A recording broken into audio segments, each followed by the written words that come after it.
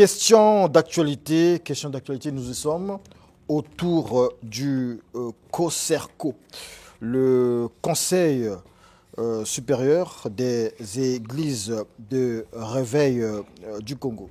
Demain 2008, demain 2025, 17 ans d'existence, une assemblée constitutive bien entendu en 2008, une assemblée générale, j'allais dire, constitutive, c'était en 2008, une assemblée générale ordinaire en 2015, et à partir du 1er mai prochain, une assemblée une assemblée générale inclusive. Il s'est souvent dit beaucoup de choses autour du COSERCO. Beaucoup de questions se posent. En 17 ans, ce sera la 3e assemblée générale dans ce contexte-là. Peut-être qu'on en aurait eu un peu plus. Je reçois donc pour parler de cette assemblée générale inclusive le prophète Eugène Bruno Ngéouya, président de la commission nationale préparatoire de la dite Assemblée générale. Bonjour prophète. Bonjour cher journaliste Diaz.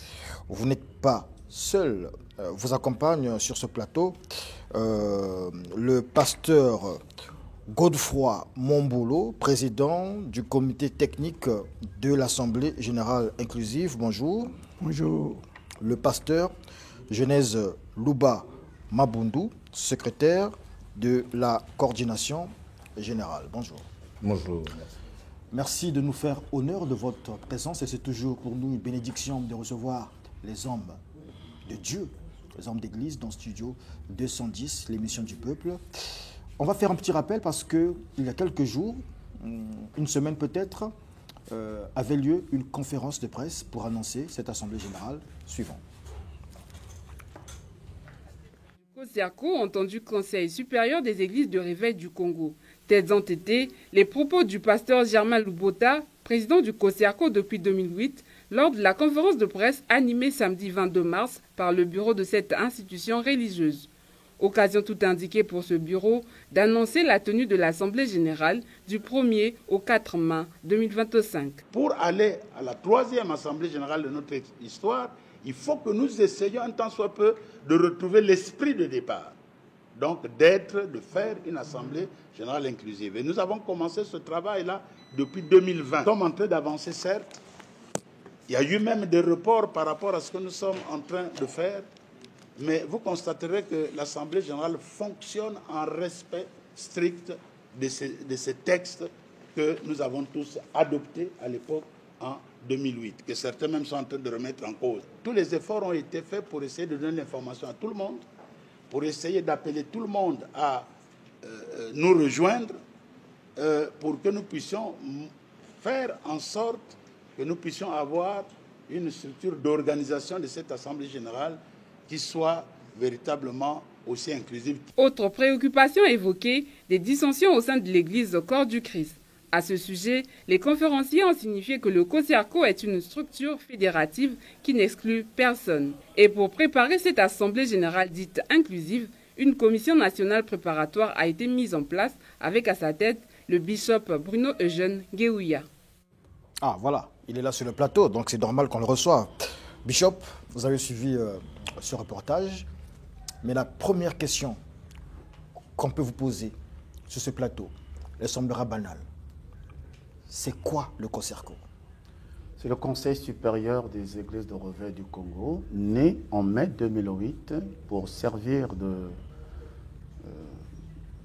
d'interface entre les pouvoirs publics ainsi que toutes les églises de réveil, je repars sur l'esprit, toutes les églises de réveil du Congo, nées de la volonté des pouvoirs politiques ainsi que de la volonté aussi des serviteurs et servants de Dieu qui avaient trouvé, jugé bon, une nécessité de mettre en place un cadre juridique, un espace à travers lequel un dialogue peut se faire entre les pouvoirs publics et les églises dites de réveil.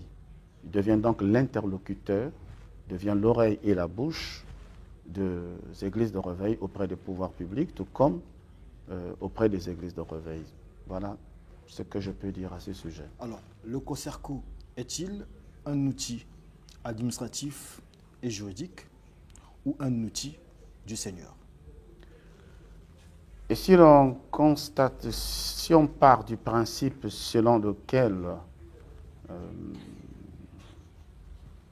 tout ce qui est spirituel est né de Dieu, déjà, il faut quand même considérer cet aspect spirituel. On part déjà de ça parce que le Seigneur a déposé ce fardeau dans les cœurs de plusieurs serviteurs de Dieu. Et les pouvoirs publics en ce moment-là deviennent, on peut dire, les instruments d'accélération de la mise en place de cette structure. Quelle que soit la connotation que le COSERCO peut avoir, moi je peux dire que le COSERCO est à la fois d'abord un organe spirituel et ensuite administratif et juridique parce que le COSERCO ne rentre pas dans le cadre de fonctionnement spirituel des églises de réveil, qu'elles soient membres ou pas. Mais de toute façon, selon les statuts et règlements intérieurs nés ou encore qui ont été mis en place depuis 2008, c'est l'organe qui représente tout le monde. D'accord. Une question aussi, est-ce qu'on peut considérer le COSERCO un peu comme l'RPCE des églises, les régulateurs? Non. Dans le sens absolu du terme, je dirais non, parce que ce n'est pas au COSERCO, c'est pas le COSERCO qui implante les églises. Les églises sont implantées selon la vision que Dieu donne aux différents leaders, et qui parle. Le COSERCO juste n'est que l'organe représentatif.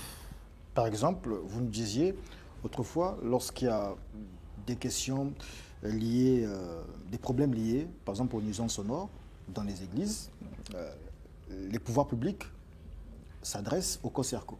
Oui. Dans ce sens-là, vous êtes régulateur? En ce moment, le COSERCO, en ce moment-là, joue le rôle de transmettre le message. Ah, okay. Nous transmettons le message et nous accompagnons les pouvoirs publics dans l'application des textes en vigueur. Mais nous n'intervenons pas pour apprécier tel ou tel pasteur dans le sens que le COSERCO n'a pas le pouvoir d'organiser un ministère qui ne relève pas de sa responsabilité, bien évidemment. Nous ne sommes pas un organe régulateur, bien quoique le COSERCO aurait pu aussi jouer ce rôle pour la stabilité, le bien du corps de Christ. Mais je pense que ce rôle relève beaucoup plus des plateformes que du COSERCO. D'accord. Alors, je retiens d'abord une phrase ici. C'est l'esprit du départ. Une phrase que je retiens du président actuel du COSERCO, Germain Lubota. C'est quoi l'esprit de départ? L'esprit de départ, parce que, vous savez, dans le domaine spirituel, il y a la lettre et il y a l'esprit. L'esprit, c'est le fardeau, c'est la pensée du départ, qui était une pensée qui consistait bien évidemment à ce que nous puissions nous réunir tous. Et dans cette communion, mettre en place une structure. C'est un peu ce qu'on trouve comme le COEC ou le Conseil supérieur islamique. C'est cet esprit du départ, c'est-à-dire qui a engendré la naissance du COSERCO, où nous étions tous comme un seul homme, unis, ayant pour seule préoccupation mettre en place une structure qui devrait représenter les églises de réveil auprès des pouvoirs publics.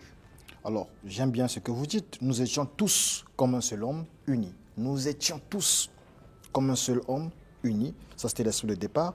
17 ans après, vous n'êtes plus unis, semble-t-il. Enfin, je vous prends au mot. Vous n'êtes plus unis. Et 17 ans après, c'est une question. Et 17 ans après, est-ce que vous êtes toujours cet interlocuteur face à l'État? Du point de vue juridique, oui. Parce que jusqu'à présent, nous n'avons pas à notre disposition des informations comme quoi il y aurait une structure acceptée et ayant la personnalité juridique pour représenter toutes les églises de réveil sur toute l'étendue du territoire national. Parce que le préambule de nos statuts et règlements intérieurs ainsi que l'article 1er sont clairs à ce sujet.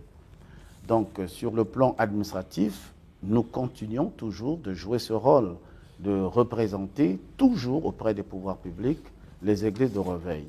Bon, il est évident que quelquefois, nous le faisons d'une manière ou d'une autre, on ne sait pas si c'est d'imperfection ou pas, mais je crois que la réponse à votre question se trouve exactement dans ce que le président lui-même, dans le spot que nous avons entendu, qui dit il est question de retrouver l'esprit du départ. Donc par là, je pense que le président est en train de reconnaître, et nous aussi derrière lui, qu'effectivement cet esprit n'est pas celui dans lequel nous sommes aujourd'hui, 17 ans après. 17 ans après, j'ai souvent reçu ici des hommes d'église. On a souvent parlé du COSERCO. Il y a un certain rejet, il y a un certain manque de confiance, il y a un certain relâchement de la part de certains hommes d'église. Aujourd'hui, vous parlez d'assemblée générale inclusive et il me semble que les hommes d'église, les hommes de Dieu répondent à cet appel. Apôtre Godefroy Mombolo, vous êtes président du comité technique de cette assemblée générale-là. Quelles sont les dispositions prises pour que justement le côté inclusif de cette assemblée générale soit réel, soit effectif?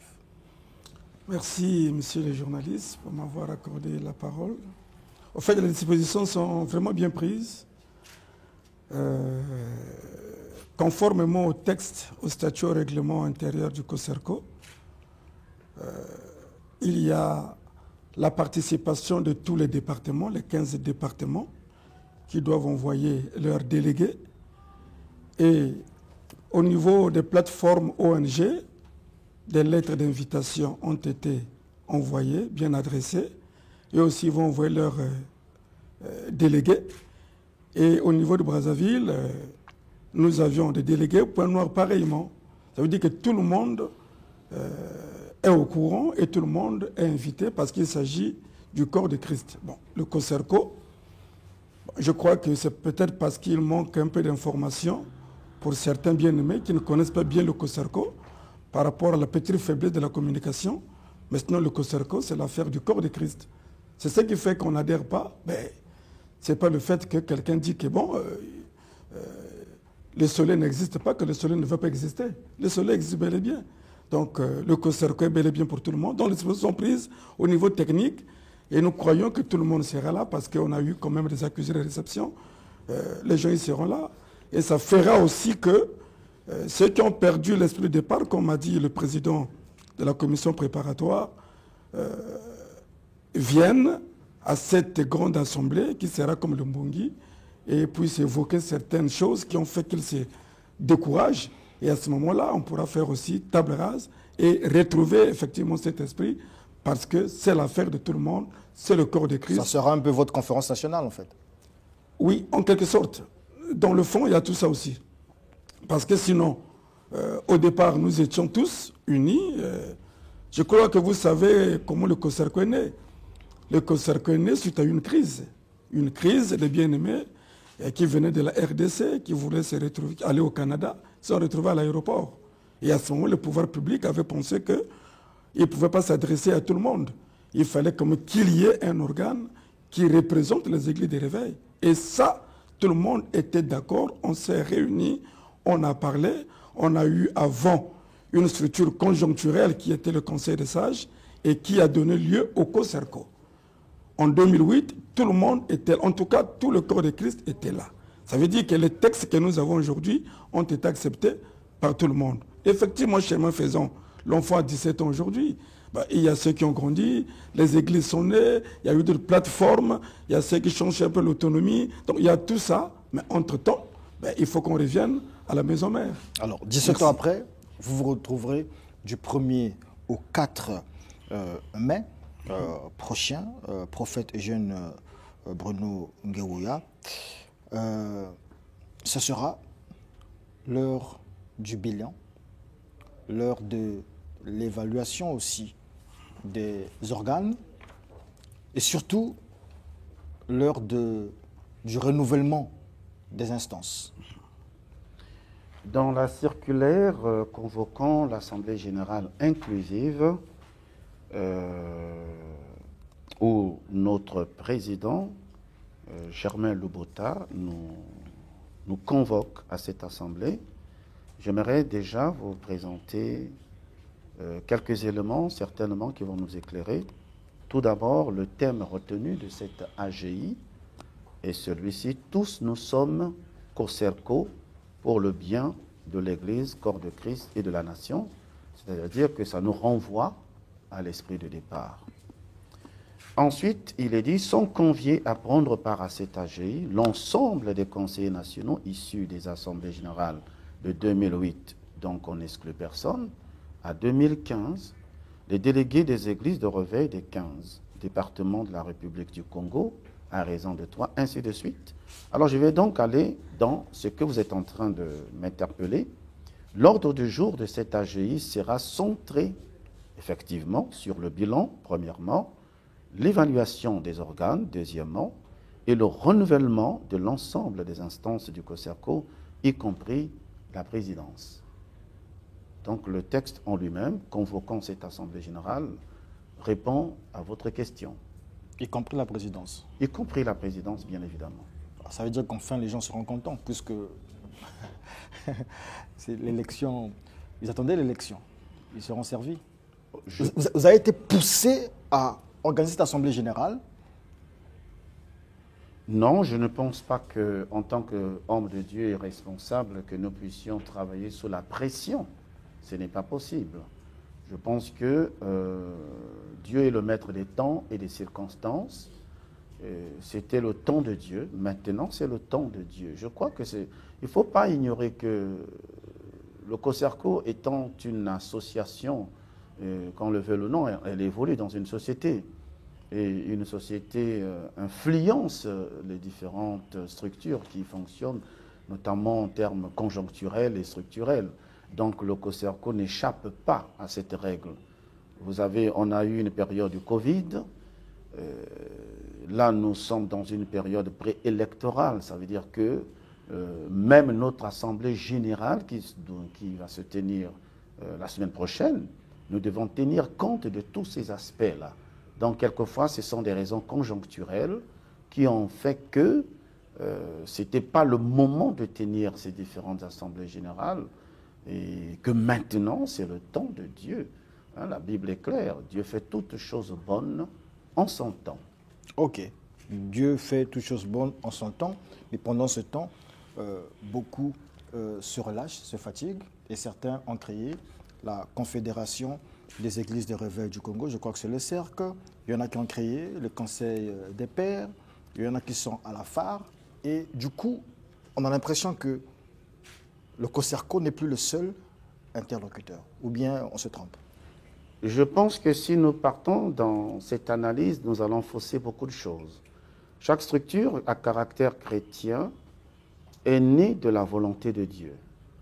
Et parce que si on part du principe que vous développez, que toutes les fois qu'il y aura des frustrations, il faudrait que les frustrants se retirent pour en créer une structure, alors chacun de nous, nous finirons par avoir des milliers et des milliers de structures.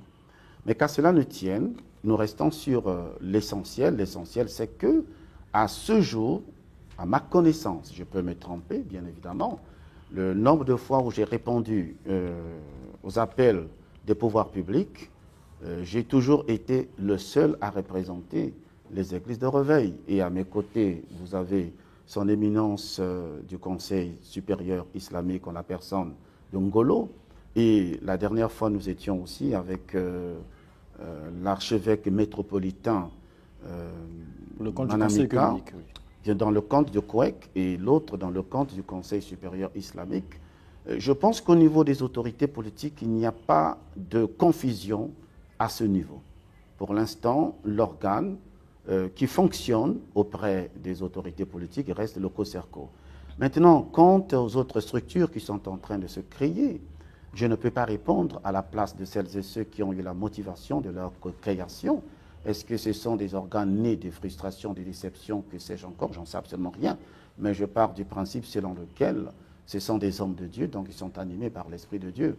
Même quand Ecclésiaste dit que toute œuvre humaine n'est que jalousie à l'égard de son prochain, et je ne voudrais pas conclure en disant que c'est suite à une jalousie que ce genre de structures sont en train de naître.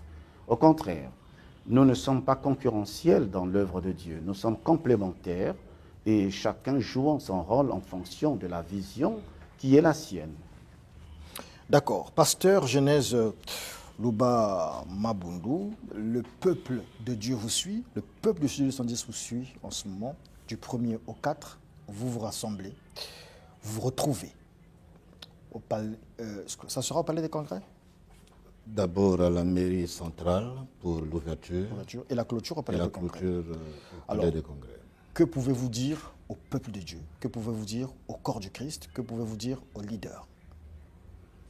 Nous voulons rassurer le peuple de Dieu, les leaders notamment des églises de réveil, que le Conseil supérieur des églises de réveil du Congo par ses dirigeants manifeste, n'est-ce pas, la bonne volonté de retrouver l'esprit du départ, comme l'avait dit le président. Nous entendons par l'esprit du départ les motivations qui animaient les uns les autres lorsque le COSERCO fut créé. Et il y a eu certes des malentendus pour des raisons que chacun maîtrise, mais aujourd'hui, nous sommes des chrétiens. Donc les chrétiens sont supposés être des gens qui savent pardonner, des gens qui savent surpasser leurs problèmes, leurs différends. Et donc, nous, au sein du COSERCO, nous pensons qu'il est temps que nous puissions nous donner la main.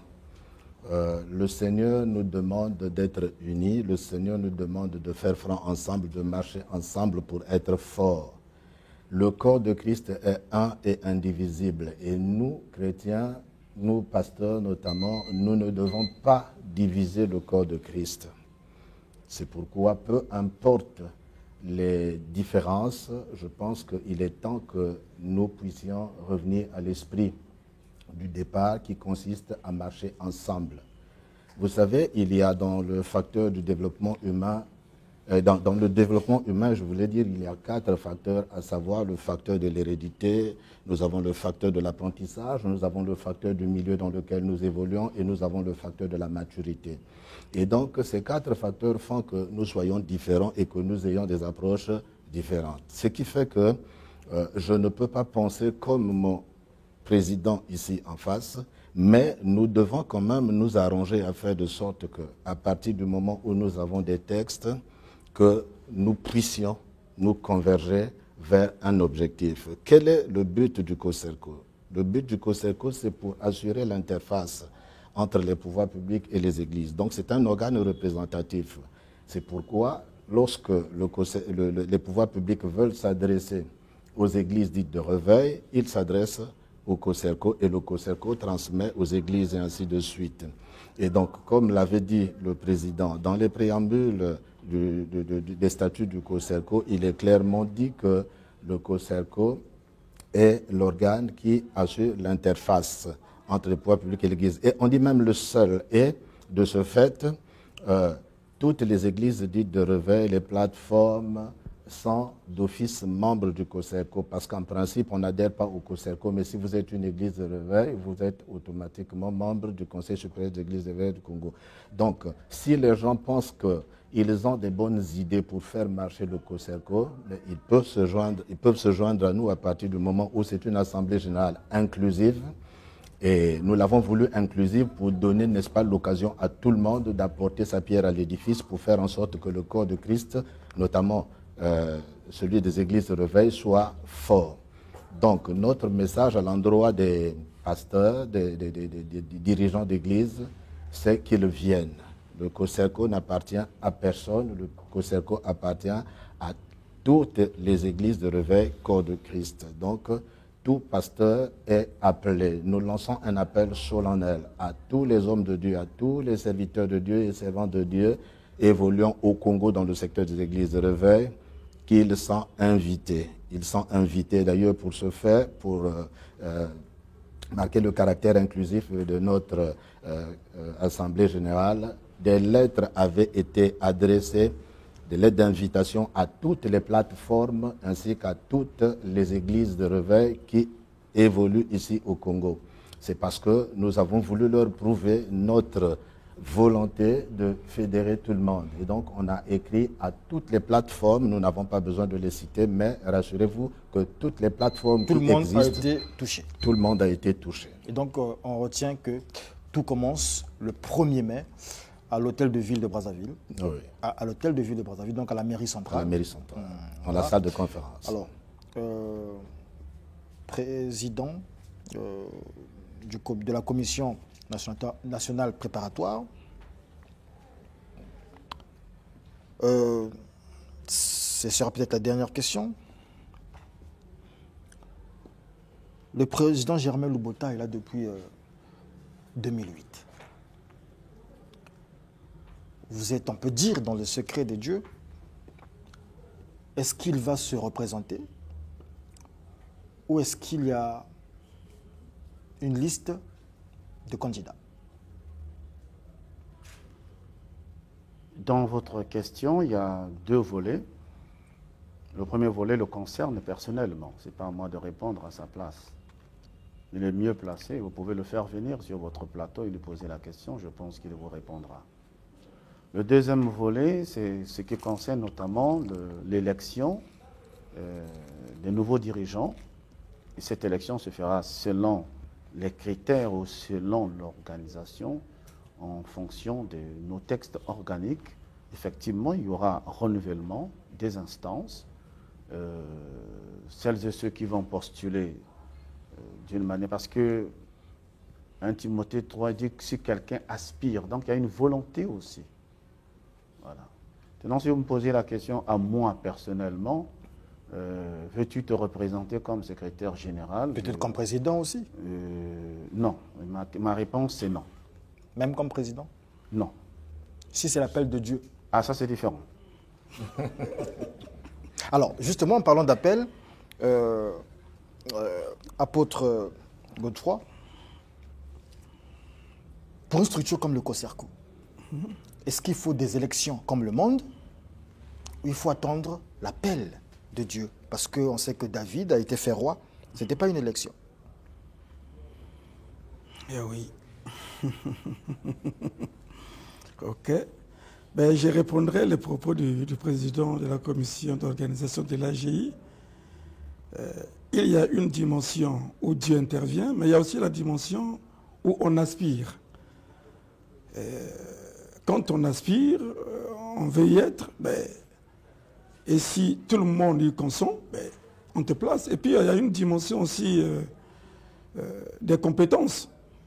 Parce qu'il est question de confédérer les églises, il est question d'avoir le temps pour ces églises, il est question de gérer les crises au sein de ces églises, et il est question d'être toujours là quand le pouvoir public t'interpelle. Moïse n'était pas prêt, mais Dieu l'a contraint à faire des choses. Mais effectivement, c'est pourquoi je dis... Jusque-là, vous ne parlez pas de la dimension spirituelle, vous êtes dans...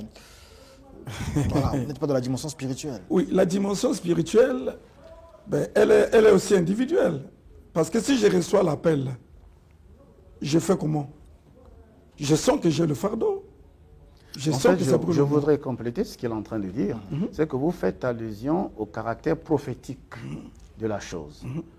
Donc, c'est pour cela que nous disons que s'il y a quelqu'un qui estime qu'il a reçu une prophétie, une révélation, que c'est lui le futur président du COSERCO, comme a dit tout à l'heure mon cher collègue, et que, puisque la Bible est claire, et si Dieu est déjà pour toi, qui peut être encore contre toi? Les autres ne vont pas accepter. Hein, et, parce que non, mais je continue, c'est-à-dire qu'il est dit que si Dieu approuve, il dispose.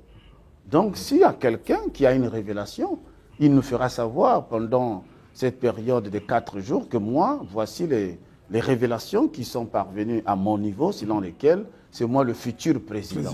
Mais nous analyserons la prophétie. Merci beaucoup. Et par surprise aussi, le président Lubota pourrait venir là-bas et dire que Dieu m'a dit que je reste là parce que c'est la volonté de Dieu. Et là, on fera comment? Écoutez, vous savez, lorsque David est devenu roi, il est vrai qu'il est devenu roi par la volonté de Dieu. Mais vous allez remarquer que Dieu a créé des circonstances pour que David soit accepté comme roi. Dieu crée des circonstances qui font que le peuple soit convaincu que celui-ci est vraiment le choix de Dieu. Et c'est ce que le prophète, mon président, vient de dire tout à l'heure, que lorsque Dieu approuve les voies d'un homme, il dispose en sa faveur même ceux qui étaient des adversaires hier. Quand il donne la vision Au niveau de la l'information, textuellement, par rapport au texte qui régit le COSERCO, le mandat d'un président C'est 3 ans. est de 3 ans renouvelable une fois. Donc c'est fini pour le Bota. Donc, Même si Dieu parle. Oui, voilà. Même si Dieu parle. Non du tout. Non du tout. Mais Dieu, notre Dieu, c'est un Dieu d'ordre aussi, non? Ah d'accord. Merci Dieu, beaucoup. c'était C'était un Dieu plaisir d'ordre. pour nous de recevoir le pasteur Genèse Louba Mabundu, secrétaire de la coordination générale de l'Assemblée générale inclusive qui aura lieu du 1er au 4 mai prochain à Brazzaville, entre la mairie centrale et le palais de congrès. Le pasteur Godefroy Mumbolo, président du comité technique de cette AGI, Assemblée Générale Inclusive, et le prophète Eugène Bruno Ngoua, président de la Commission nationale préparatoire de l'AGI en question. Je vous donne le mot de fin. Je préfère que le pasteur Genèse puisse donner le mot de la fin.